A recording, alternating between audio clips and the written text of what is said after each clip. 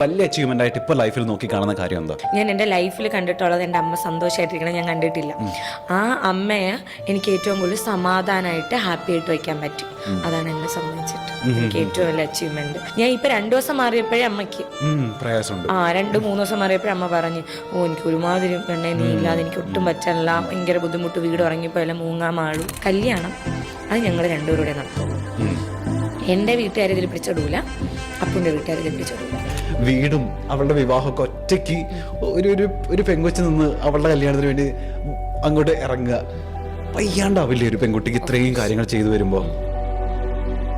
ഈ വീട് വച്ച് കഴിഞ്ഞതിന് ശേഷം എനിക്കുണ്ടായ പ്രശ്നങ്ങൾ, അപ്പം അതൊക്കെ ഞാനത് പറയാൻ ആഗ്രഹിക്കുന്നില്ല. കാരണം ഞാനതെല്ലാം ഉള്ളിൽ ഞാനിങ്ങനെ തീ തിന്നുകൊണ്ടിരിക്കുകയാണ്. പക്ഷെ ഞാനത് പുറത്ത് കാണിച്ചിട്ടില്ല.